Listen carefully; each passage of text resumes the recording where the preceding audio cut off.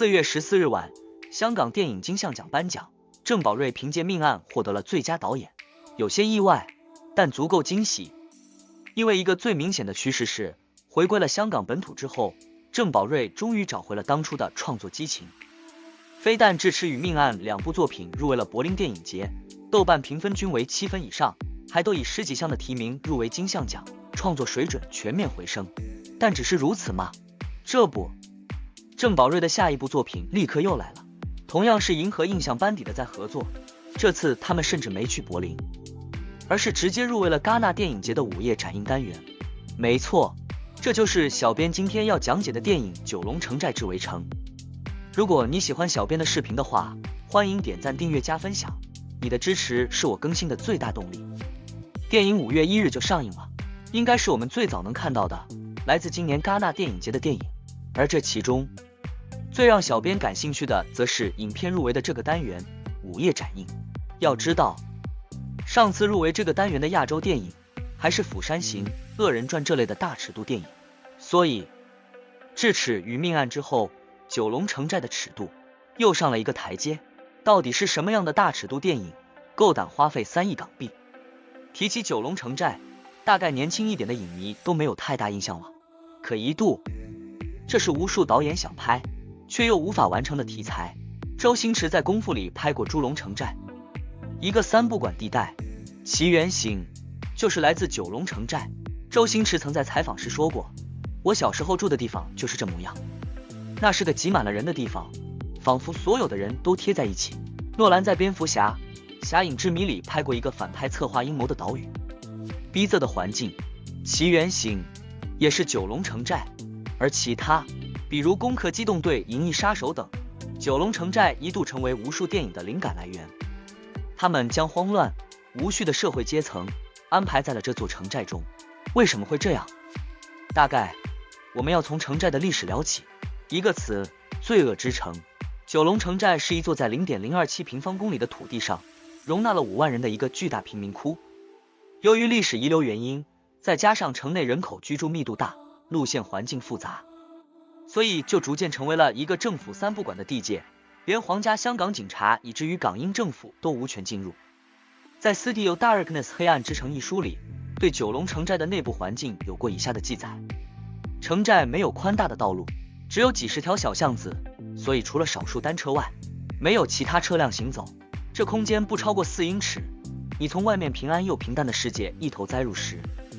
外边安全的世界已消失。陡然向下的巷子蜿蜒曲折，把你吞噬于城寨之中。它是一座危险的又让人着迷的城寨。在这里，城寨内部自成生存体系，开设店铺、工厂、诊所。城镇里最多的是无证营业的牙医，达到97间，还开设了塑料厂、制衣厂、制造厂、糕点厂等。当然，在这样逼仄的空间里，妓院、赌档、海洛因馆等非法摊档也在其中藏污纳垢。可以说，它是一个被香港遗弃之地，它与香港外界的繁华与国际接轨的模式毫不相干。直到1994年，九龙城寨被彻底拆除，曾经的这座无政府乌托邦，如今只剩下几段被拆除后的遗址，成为这段历史最后的见证者。也正是如此，从1982年的城寨出来者，到1984年的省港奇兵，再到拆迁前的最后一部电影《重案组》，香港导演的眼睛并未从他身上离开过。有那么好几年，杜琪峰也试着拍摄过一部名为《九龙城寨》的电影，写了剧本，立了项，可惜最后无疾而终。如此重视，一方面当然是因为城寨的鱼龙混杂，而另一方面，就像在《黑暗之城》里的一句话，在一些人眼中，它是前所未有的粗陋、绝望、邪恶，但在另一些人眼中，它则有种前所未有的诡异美感，它代表着一个绝佳的叙事空间。于是郑宝瑞当然不能放过。在九龙城寨的城寨特辑里，导演郑宝瑞为九龙城寨写下了定义。他光彩过，是一个没落的城堡，为了重现这份光彩，这一次九龙城寨更是来真的。就单看这几张截图，因为楼层过高又靠近机场，所以时常会出现飞机贴着楼层低飞的画面，或是四通八达的店铺与小巷子，还有着几乎贴着头顶乱架的电线电缆。几乎与九龙城寨留下的照片如出一辙。作为九龙城寨的美术总监，麦国强与美术团队按照影像资料还原了8、9成的相似度，不仅是搭建了一个拍摄基地，连家具、垃圾都按原样摆设，就算是那个时代的地砖，都撬了拿回来用。所以，那其中的几个演员来到了片场之后，也被搭建的实景震惊了。古天乐觉得匪夷所思，任贤齐觉得身临其境，林峰更是觉得怎么能搭建出这么真实的景出来。除了重案组之前在城寨真实取景的戏，之后影视作品里的城寨要么做得太干净了，要么做的一看就是布景，往往不能重现真实的80%。但在九龙城寨里，那些脏乱的场景，那些乱中有序，会让人产生期待，这会不会是一部真的还原了九龙城寨味道的电影？当然，郑宝瑞的这部九龙城寨和他师傅杜琪峰曾经打算拍摄的那部无关，这是一部动作片，以及他改编的同名热血格斗小说，这部小说也被改编成了九龙城寨的功夫漫画。所以问题是，这能好看吗？打得还过瘾吗？可能再看看演员表里的洪金宝、古天乐、任贤齐，简直就想问一句 How old are you？ 但别急，动作特技的指导找来了古原健治，拍过《怒火重案》《邪不压正》《浪客剑心》，打的方面大概率是稳准狠。而郑宝瑞也开辟了一种很新玩法，加入漫画感的打法，比如一个表现打斗速度的场景，古天乐饰演的龙卷风在与林峰饰演的陈洛君有一场对手戏，龙卷风手里的香烟一弹，飞到天空，在这个动作结尾时，他又将烟接住，这样的画面着实让人有一种无厘头的漫画感，也有一种夸张感。而这种非常漫画感的动作在电影里还有许多，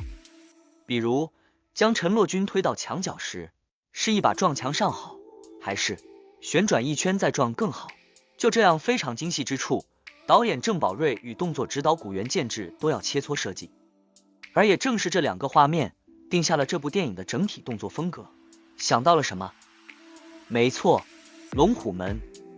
作为一部功夫片，龙虎门在动作方面被玩出了花，尤其是当年谢霆锋等新演员的卖力演出，以及甄子丹漫画感十足的动作设计，许多年后再回看，依然会觉得这是一部可圈可点的作品。这部九龙城寨也类似，在这里还是能看到老带新的传承。在九龙城寨里还有不少年轻角色，老武打演员洪金宝还是以老派打戏方法为主，注意扎马步、练红拳，打得扎实，打得漂亮。而年轻一代演员则打得花，也打得夸张，吊威亚、玩跳跃、飞车追逐，在动作设计上形式更刁钻，飞檐走壁的长巷道1v1，在追求紧张感的同时，又让打斗空间有了横向延伸。而且这些演员手里除了出拳的硬碰硬之外，还有不同的兵器的使用，从小刀到西洋长刀，再到斧子、锤头、枪，18般武器几乎轮番上阵。中生代演员第一次感受到什么是真武打，甚至还被导演拉去学了一段时间格斗。今天才是真真正正接触什么是对打，以前我们只不过记下动作或者摆下姿势，我完全不知道出拳是这样的感觉。而老派演员们是出力打，古天乐与洪金宝的一场对手戏，出拳力度大了点，拍完之后还问有事没事，洪金宝也当作没事发生，说没事，痛而已，满口是心非嘛。在这部电影里，演员们在每一个动作上都用尽了全力，做到最完美的状态。这种新老演员们齐上阵的方式，怎么不是香港电影动作片老带新的再次辉煌呢？但九龙城寨让人期待的仅仅是动作吗？不，回到开头，看到影片入围戛纳午夜展映单元的消息，我们便会知道，动作只是它的基操，尺度才是这部影片的重头戏。尤其是它即将在内地上映，能不能原汁原味，可能是更让人担心或者更值得期待的地方。这几年，郑宝瑞的作品其实一直都在大尺度边缘游走，智齿被分为3级片，命案被分为青少年与儿童不宜，而这一次九龙城寨也还是走上与命案相同的分级道路。在电影的预告片里看到了这2个画面，一个是摩托车腾空而起，直接砸在了2个枪手身上，直接把人拍扁；另一个是在打斗中一个过肩摔，直接将一个人砸穿墙体。把电影拍得如此这么狠，就是为了吸引眼球吗？其实也不然，郑宝瑞还是想通过这些大尺度描绘出每一幅底层的画像。比如智齿中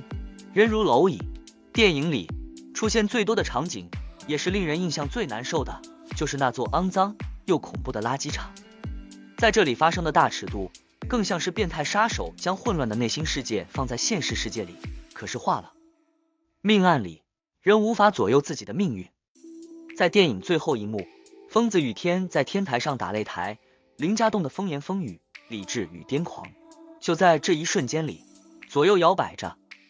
在郑宝瑞的电影里，越是大尺度，就越是单刀直入故事核心。暴力其实就是暴力本身，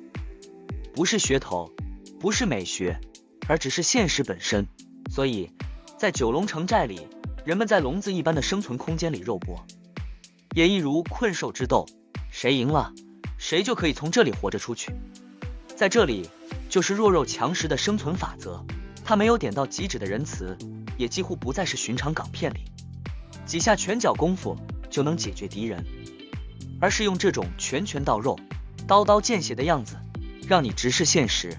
但就像郑宝瑞对九龙城寨的理解，城寨其实是香港的缩影，就是让人进来打拼，然后再出去的一个地方。好了，今天的电影解说就到这里了。如果你喜欢我的解说的话，记得点点订阅哦，爱你们。